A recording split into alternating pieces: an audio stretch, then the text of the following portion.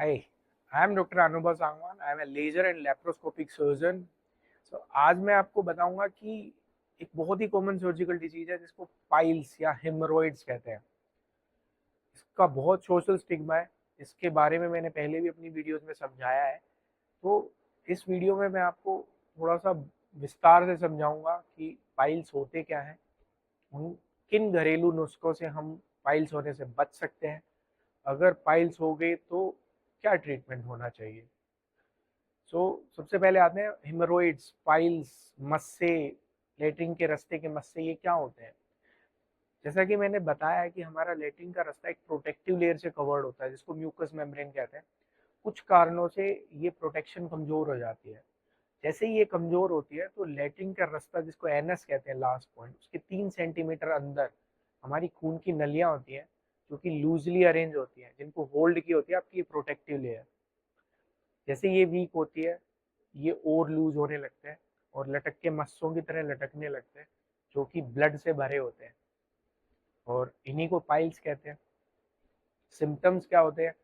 आपको जब भी स्टूल पास करने जाएंगे आपको पेन ज़्यादा नहीं होगा।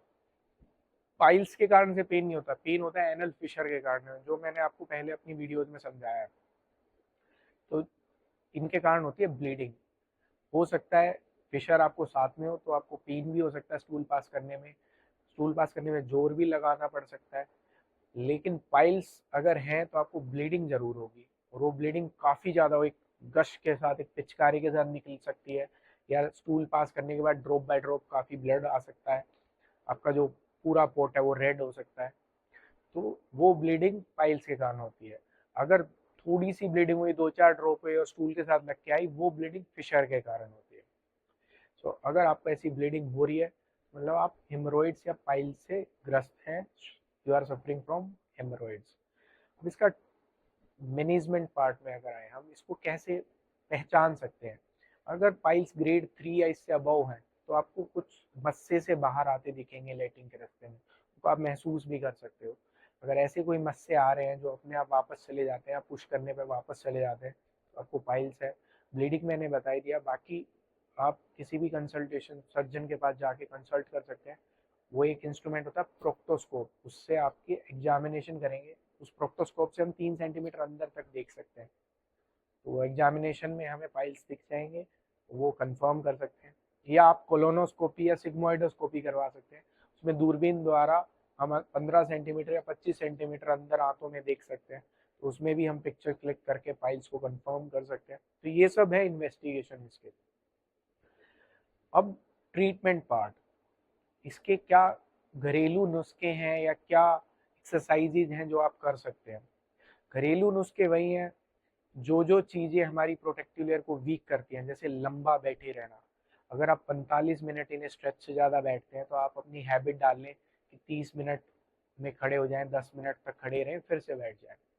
दूसरा है पानी बहुत पीना है, डिहाइड्रेशन से बचना है। अगर आपका वेट 60 kg से अबव है तो आपको 3 लीटर तक पानी पीना है। उसके ऊपर हर 10 kg में आपको 1 लीटर पानी बढ़ाना है। अगर आप वर्कआउट कर रहे हैं तो फिर से 1 लीटर पानी बढ़ाना है। कोई गेम रेगुलरली डेली खेल रहे हैं तो 1 लीटर पानी बढ़ाना है। कहीं बाहर घूमने जा रहे हैं तो भी पानी का अमाउंट आपको कम नहीं करना है। किसी भी डिहाइड्रेशन से बचना है। Thirdly, tobacco intake, alcohol consumption, इन सब चीज़ों से बचे तो आप पाइल से बच सकते हैं। आपको कॉन्स्टिपेशन है तो उसके लिए आप ट्रीटमेंट लीजिए रेगुलर, फिर आप पाइल से बच सकते हैं। अगर आपको लेट्स से ग्रेड 1 ग्रेड 2 के पाइल्स हो गए हैं तो कौन सी एक्सरसाइजेज या वो हैं जो स्ट्रेंथन कर देंगी हमारी मसल्स को, जिनसे पाइल्स आगे नहीं बढ़ सकता। तो ऐसे बहुत से योगा है। तो इन सब योगा और एक्सरसाइज का मेन मोटिव क्या है कि वो आपके जो लेटरिन के रास्ते के चारों तरफ मांसपेशियां होती हैं उनको स्ट्रेंथन करती हैं, वहाँ की सर्कुलेशन बढ़ाती हैं। थर्डली, आपके बाउल सिस्टम, डाइजेस्टिव सिस्टम, आपको कॉन्स्टिपेशन से बचाती है। वो ऐसे कुछ योगासन है जैसे बालासन है, पवन मुक्तासन है, कीगल एक्सरसाइजेज हैं। ये सब आप अपनी हैबिट्स में डालिए। अर्ली मॉर्निंग और टेक लॉट्स ऑफ लिक्विड, तो इन चीज़ों से बच सकते हैं। ट्रीटमेंट ऑप्शन, जो बेस्ट जो प्रोटोकॉल है, आपको पाइल्स अगर हुए हैं ग्रेड 1 से above, you should go for surgical treatment. अगर आपको सिम्टोमेटिक पाइल्स हैं, you should go for surgical treatment, जिसमें हम एडवांस्ड स्टेपलर और लेजर से सर्जरी करते हैं यहाँ पे। you can opt for that. When get a consultation with me, visit here. I'll let you know what are the grades of your piles. grade 1 अगर है और ब्लीडिंग नहीं हो रही है तो आपको कोई सर्जिकल या मेडिकल ट्रीटमेंट की ज़रूरत नहीं है।